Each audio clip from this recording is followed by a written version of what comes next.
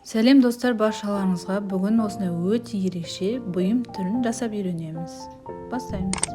Ол үшін осындай тастар, бисер керек болады. Осындай арнайы түйрегіші. Одан кейін 0,4 размердегі осындай сым. Бір жақта сым деп айтылады. Осы тасты ең кішкентайынан бастаймыз. Ең маңыздысы. Тасты аламыз да осылай бұраймыз. Тасты ұстап тұрып бұраймыз. Енді мұқият болыңыздар. Екіншісі тоже самый кішкене размерде қайырып, онда тоже осылай бұрамыз. Қатты бұрып жібермеңіздер, үзіліп қалады. Болмаса әдемі көрмей қалады. Мінекей осылай өте әдемі шығады. Бір жасалу техникасын үйреніп алсаңыздар, ары қарай қандай қиындықтағы болсын, қандай түріндегі болсын жасай бересіздер. Бұл жердегі біріншісін ортасына жасадық, екіншісін шетіне, үшіншісін оң жақ сол жағына жасадық. Енді осы оң жақ сол жағына жасаған кезде арасында жол тастап кетесіздер. Яғни ешқандай моншақ тақамай өзін бұрайсыздар. Осылай.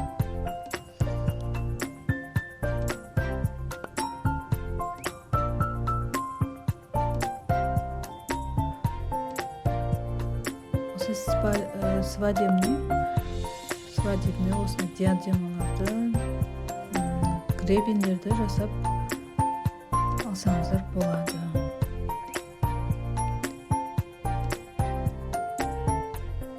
Сым 0,4 размер. Мен осы жерде кішкентай размерден үшеуін алып құрастырдым. Былайша айтқанда басынан жаймен деп кішіден бастап размері моншақтардың үлкенге дейін жаймен осылай барасыздар. Сол кезде өте әдемі көрінеді.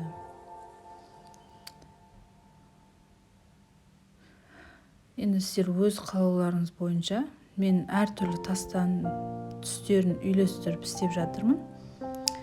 Енді однотонный қылсаңыздар да болады, бірақ мен кеңес беремін.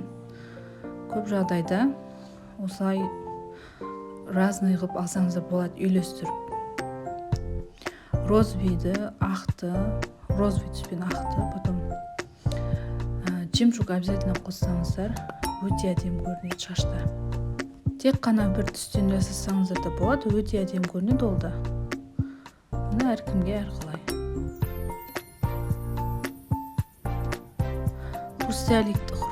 Хрусталиктермен істесеңіздер, бұл жерде өте әдемі көрінеді. Светке жарқырап тұрады. Жылтыр түрін алсаңыздар өте әдемі көрінеді. Және де осы хрусталик тастар размері әртүрлі болады, түрі де әртүрлі болады. Матовый түрі де болады, осындай блестящий түрі де болады. Мен сіздерге осындай блестящий түрін алуға кеңес беремін. Матовый түрін көрінбей қалады. Әдемілік бермейді бұйымға. Неге осы жерде анық қарап алыңыздар, түсінбей қалсаңыздар. Бір-бірінің арасы лестница сияқты мініп түсіп тұр да.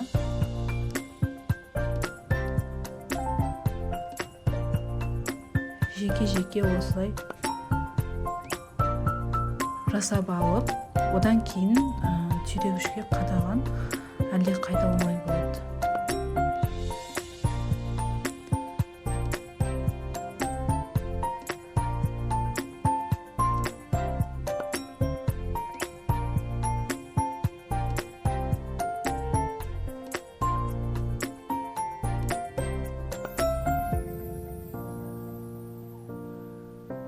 Бірнеше бисерді алып осылай, бір 10 шақты, 15 шақты осылай бұрасаңыздар да болады, өте әдемі көрінеді.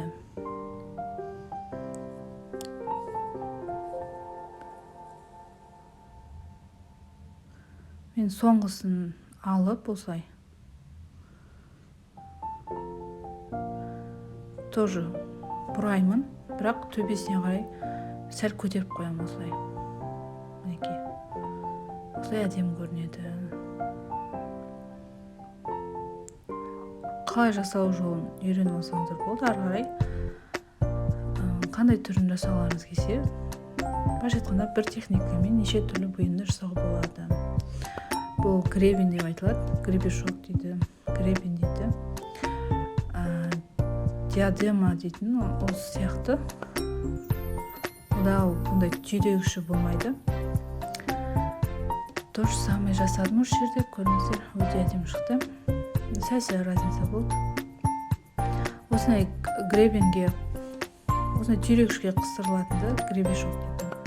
То есть гребень деп айтады. Ал бұндай қыстырусыз жасалғанды диадема дейміз.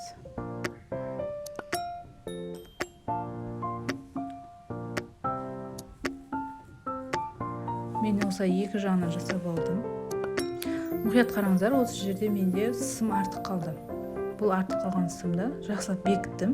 Енді бұдан артық қалғанынан үлкен тастардың, размерлі үлкен тастарды алып, осылай тігінен бұрап, бетіне қарай осылай көрсетіп қоямын. Жатқызып тастамаймын да, былайша айтқанда. Сіздерге түсінікті болсын.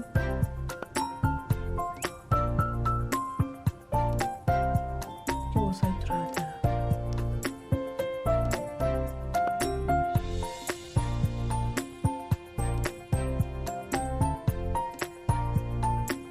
Сіздерге де жасап көруге кеңес беремін. Өте әдемі шығады.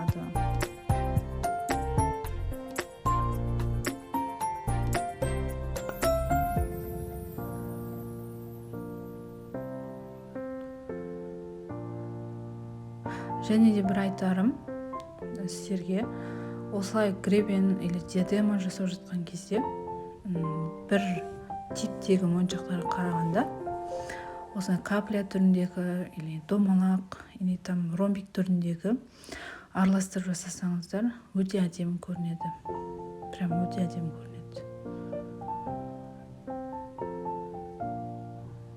Үлкен тастар мен кішкентай тастарды бір-біріне үйлестіріп, үйлесімін тауып жасасаңыздар тіпті әдемі.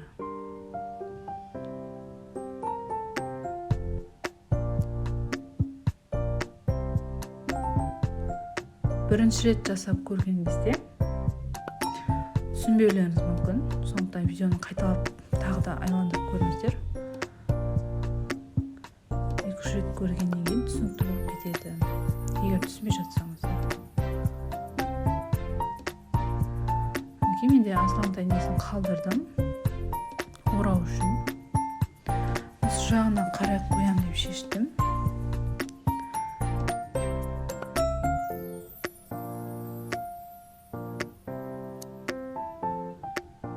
Осылай әдемі етіп бұрап шығамыз.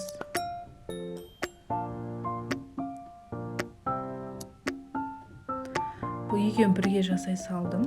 Енді бір жерде тұратын болғаннан кейін тағы да мен екі жапырақ сияқты несін қосамын. Бөлек жасап алып осы жерге астына.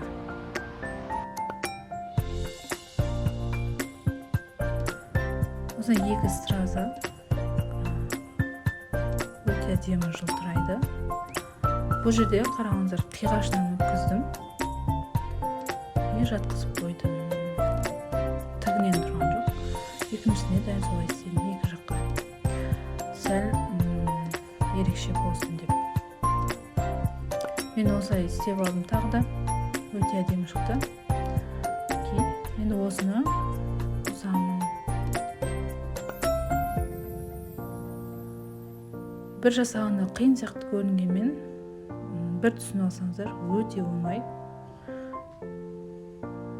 Прям жасаған сайын жасаған келе беретін болады.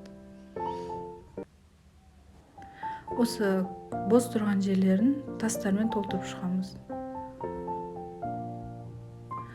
Сіздерге ақпарат пайдалы болса, сіздерден лайк күтемін, подписка күтемін. Арнаға тіркелуді ұмытпаңыздар. Сау болыңыздар.